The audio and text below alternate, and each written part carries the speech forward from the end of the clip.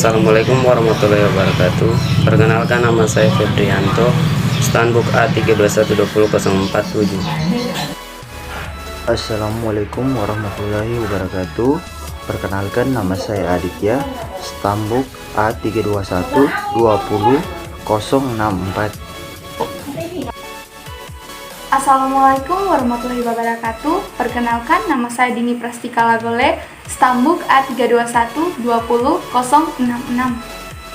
Assalamualaikum warahmatullahi wabarakatuh. Perkenalkan, nama saya Alifia Fitri Nur Aisyah, Stanbook A3212072. Assalamualaikum warahmatullahi wabarakatuh. Perkenalkan, nama saya Vera, Stanbook A3212077.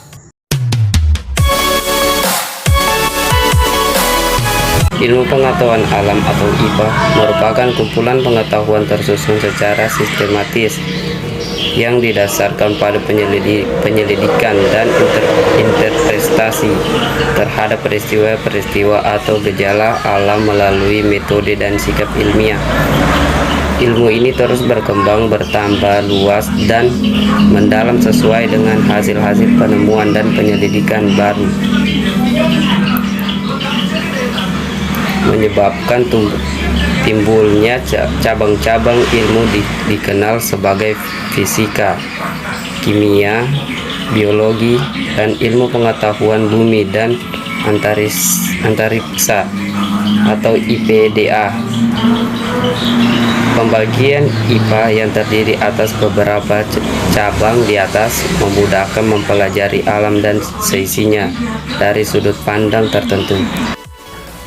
Definisi metode ilmiah.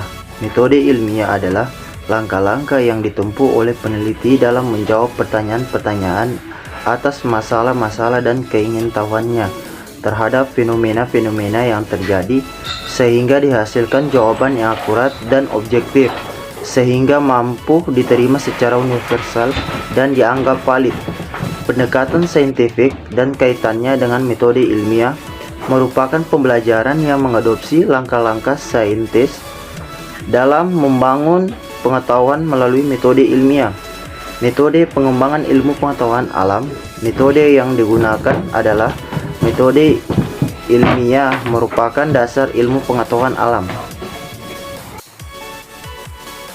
Penelitian dan kaitannya dengan perkembangan ilmu pengetahuan. Ilmu pengetahuan adalah usaha yang bersifat multidimensional, sehingga dapat didefinisikan dalam berbagai cara dan tidak baku.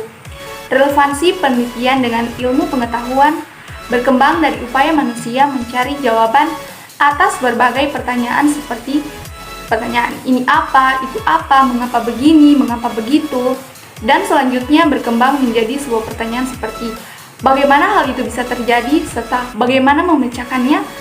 Dengan dorongan ingin tahu tersebut, manusia selalu ingin mendapatkan pengetahuan mengenai permasalahan yang tidak diketahuinya, sehingga pada akhirnya muncul pengetahuan-pengetahuan baru yang dikenal sebagai ilmu pengetahuan atau knowledgement yang sistematis dan terorganisir. Dengan menggunakan akal dan pikiran yang reflektif, manusia merasa mampu memecahkan masalah yang dihadapi. Ilmu pengetahuan atau IPA yang kita ketahui sebagai ilmu yang mempelajari alam dan seisinya terbagi atas dua. Yang pertama IPA klasik, yang kedua IPA modern. Ruang lingkup IPA ada dua, yaitu alam semesta dan sistem tata surya. Perkembangan IPA terhadap disiplin ilmu lain. Perkembangan interdisiplin IPA cukup banyak dan berkembang sangat pesat. Sebagai contoh yaitu bioteknologi, teknologi informasi, dan ilmu material. Namun, ilmu yang dikembangkan berdasarkan interdisiplin ilmu juga harus memperhatikan dampak sosialnya, sehingga pembahasannya berubah menjadi multidisiplin ilmu. Contohnya saja yaitu dampak teknologi informasi atau internet terhadap perkembangan anak. Kaitan IPA dengan ilmu lain dan teknologi.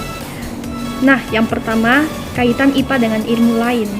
Salah satu contohnya yaitu keterkaitan ilmu biologi dengan ilmu arkeologi. Arkeologi adalah ilmu yang mempelajari tentang tulang belulang.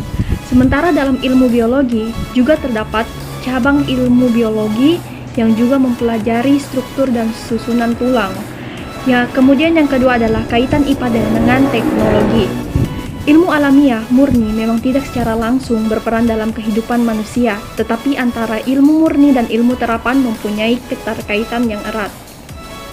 Dari konsep ilmu murni dapat dikembangkan ilmu terapan, begitupun sebaliknya. Teknologi atau ilmu terapan memberikan sumbangan penemuan-penemuannya pada prinsip yang baru.